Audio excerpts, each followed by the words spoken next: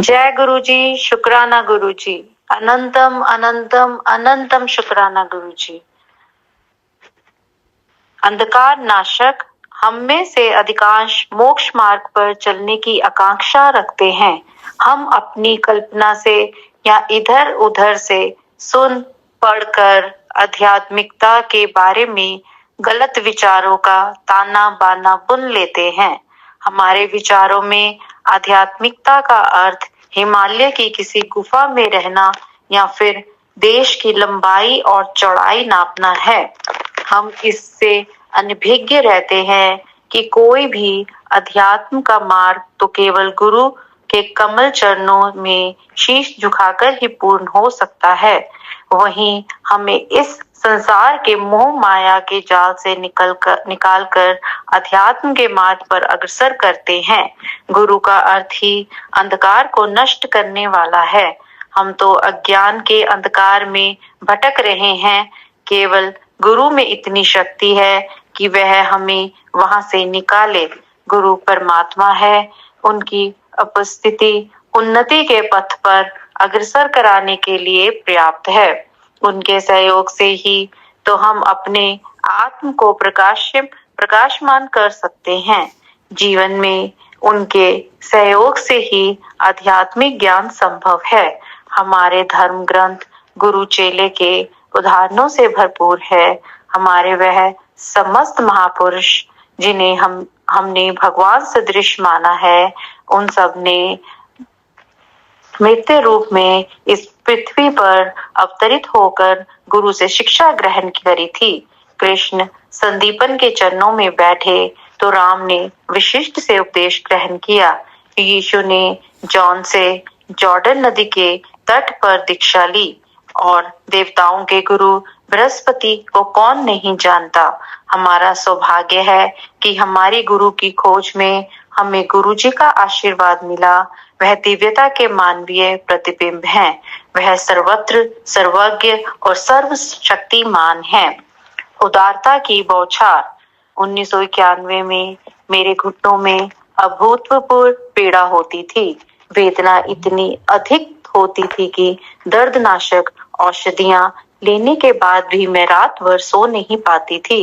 मैंने allopathy, homeopathy और घरेलू उपचार सब कर लिए, किंतु व्यथा बनी रही। जब मैंने गुरुजी को इससे अवगत कराया तो उन्होंने रसोई से एक चम्मच मंगाकर मेरे घुटनों पर रखकर एक मंत्र का उच्चारण किया। उसी समय दर्द समाप्त हो गया और उसके बाद वह कभी लौट कर नहीं आया। मैंने अब भी अपने घर की चौथी मंजिल पर तक सीढ़ियां चढ़ती हूँ और प्रतिदिन 2 घंटे घूमने भी जाती हूँ। कोलकाता में मुझे मियादी ज्वर के पश्चात हल्का ज्वर रहने लगा। इस 1.5 महीने में मैंने सब परीक्षण करवा लिए और कई तरह की औषधियां भी ली, पर कोई लाभ नहीं हुआ। मेरा विवरण सुनकर गुरुजी ने जैसे ही पान के पत्ते मेरे ऊपर रखे, ज्वर लोप हो गया। अपने दिल्ली स्थानांतरण के समाचार सुनकर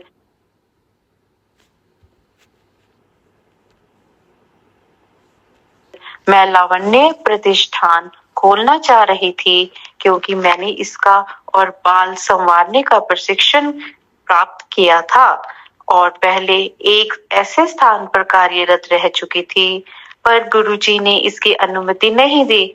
उन्होंने कहा कि इससे मुझे दमा हो जाएगा। कालांतर में मुझे वास्तव में दमा हो गया।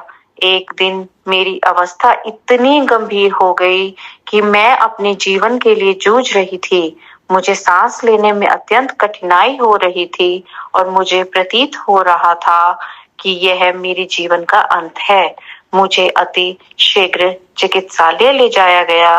पूरे मार्ग में गुरुजी का चित्र अपने हृदय से लगाकर उनसे अपनी जीवन रक्षा के लिए प्रार्थना करती रही।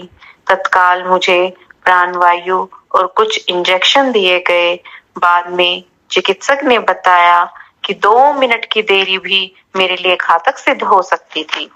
बाद में जब मैं गुरुजी के पास गई तो मेरे बोलने से पहले ही उन्होंने कहा कि उन्होंने मुझे दलदल से निकाला है, यह सत्य वचन थे। बाद में मैंने उन्हें श्वास यंत्र और प्रबल औषधियों से मुक्त कराने की बात बार बार कही तो उन्होंने डांट कर कहा कि उन्हें स्मरण न कराया जाए, उन्हें मेरी समस्या के बारे में ज्ञान है। 1 मास व्यतीत होने पर मुझे अचानक आभास हुआ कि मुझे दमा नहीं था। इसका अर्थ यह था कि मुझे श्वास यंत्र की आवश्यकता नहीं थी। यात्रा पर जाते हुए सुरक्षा के लिए मैं अब भी श्वास यंत्र खरीद कर ले जाती हूँ और घर वापस आने पर उसी नवीन अवस्था में उसे दुकान पर वापस कर देती हूँ। दमा अब पूर्णतः समाप्त हो चुका है। एक बार संगत में गुरुजी ने एक भक्त के सिर पर अपने हाथ रख दिए तो वहां से गुलाब के पुष्प झड़ने लगे। गुरुजी ने वही एक महिला के सिर पर किया तो वहां पर भी ऐसा ही हुआ। उस महिला ने अपने दुपट्टे में वह गुलाब एकत्रित कर लिए। वह अति सुंदर चमत्कार था। मेरे जन्म दिवस पर गुरुजी ने पूरी संगत के सामने मुझे अपने दोनों हाथ आगे करने को कहा। अचानक मेरे हाथों में ऊपर से एक साड़ी आकर गिर गई। गुरुजी ने कहा कि उसे मैं स्वच्छ स्थान पर रखूं और कभी न पहनूं। उस साड़ी में से आज 10 वर्ष पश्चात भी गुरुजी की विशिष्ट सुगंध आती है। गुरुजी ने कुछ वर्ष पूर्व कहा था कि मेरी बेटी का विवाह एक अति शालीन व्यक्ति से होगा। मेरे बिना किसी प्रयत्न के मेरी बेटी का विवाह ऐसे ही घर में हुआ और गुरुजी की कृपा से वह आज 2 बच्चों की मां है। गुरुजी प्रसाद वितरण कर सबको आशीष देते हैं। मैंने कई बार उनको स्वयं अपने खाली हाथों से किसी बर्तन में से नहीं शुद्ध घी का प्रसाद प्रकट कर वितरित करते हुए देखा है। एक बार इसी प्रकार एक भक्त को उन्होंने कड़ा प्रसाद दिया था। कई बार उन्होंने इसी भांति खाली हाथों में से अपनी सुगंध से भरे लड्डू निकालकर वितरित किए हैं। सबको मेरा परामर्श यही है कि अनेक कम गहरे कुएं मत खोदिए। इनका जल या तो खारा होगा और या जल्द सूख जाएंगे। एक गहरा कुआं खोदिए जिसका जल आप जीवन भर ग्रहण कर सके। अध्यात्म ज्ञान एक गुरु से प्राप्त करने का प्रयास कीजिए। उस ज्ञान के गूढ़ अर्थों को समझिए। कुछ वर्षों तक उनके चरणों में बैठिए। यहाँ वहां घूमकर उत्सुकतावश कई लोगों के मध्य बैठकर थोड़े ही समय में अपनी आस्था खो सकते हैं। केवल एक गुरु के वचनों का पालन कीजिए। अनेक के पास जाने से आप हैरान हो जाएंगे। आप किंकर्तव्य विमूढ़ हो सकते हैं। स्मरणीय है कि एक चिकित्सक से आपको निर्धारित औषधि मिलती है, 2 से परामर्श और 3 से दाह संस्कार की विधि। एक गुरु आपको हनुमान जप करने को कहेंगे, दूसरे कहेंगे कि राम राम नाम जपो। यदि तीसरे के पास जाएंगे तो वह प्रतिदिन पूजा करने का परामर्श देंगे। आप इन्हीं बातों में उलझकर रह जाएंगे। एक गुरु के चरणों में बैठकर उनके निर्देशों का पालन कीजिए। सबको सुनिए पर अनुसरण एक का ही कीजिए। सबको आदर दीजिए पर आस्था एक में ही उचित है। उससे ज्ञान संग्रहित कीजिए और उनके कहे आचरण का ही पालन कीजिए। इसी प्रकार आप शीघ्र ही आध्यात्मिकता के कठिन मार्ग पर अग्रसर हो सकेंगे। श्रीमती अनीता वर्मा, नोएडा। अपने सबसे प्रिय एवं आदरणीय गुरु जी के लिए मैं उस दिन का धन्यवाद करती हूँ जिस दिन गुरु जी मेरे जीवन में पधारे। अब मेरा जीवन परिवर्तित हो चुका है और ऐसा प्रतीत होता है कि शनै शनै सब कठिनाइयां भी समाप्त हो चुकी हैं। इसका कारण मात्र गुरु जी हैं जो स्वयं सर्वशक्तिमान ईश्वर हैं। एक मित्र से उनके बारे में सुनकर नवंबर 2005 में मैं गुरु जी के पास आई थी। इस समय मुझ पर अनेक समस्याओं का बोझ था, वित्तीय, पारिवारिक और कई छोटी छोटी निरर्थक सी लगने वाली चिंताएं, जिनके कारण मानसिक तनाव और खिंचाव सदा बने रहते हैं। कुछ भी ठीक नहीं था। मानसिक संतोष का सरासर अभाव था। मैंने गुरुजी के पास जाना प्रारंभ किया। जिस दिन उन्होंने पहली बार मुझसे बात करी, मेरा जीवन सार्थक हो गया। गुरुजी के प्रथम दर्शन के 2 माह उपरांत मेरे पिता को एक दिन अचानक चिकित्सालय में प्रविष्ट कराना पड़ा। उन्हें श्वसनक ज्वर था और उनका रोग इतना गंभीर था कि उन्हें जीवन रक्षक उपकरणों पर रखने की आवश्यकता थी। चिकित्सकों के अनुसार उनके जीवन की अर्थात जीवित रहने की आशा मात्र 10% ही थी। उस दिन गुरुजी के मंदिर में जाकर मैंने मन ही मन प्रार्थना की थी। प्रार्थना करते हुए मुझे ऐसा लगा कि गुरुजी मेरे साथ चिकित्सालय गए, मेरे पिता के सब उपकरण निकाल दिए और उन्हें स्वस्थ होने का आशीर्वाद दिया।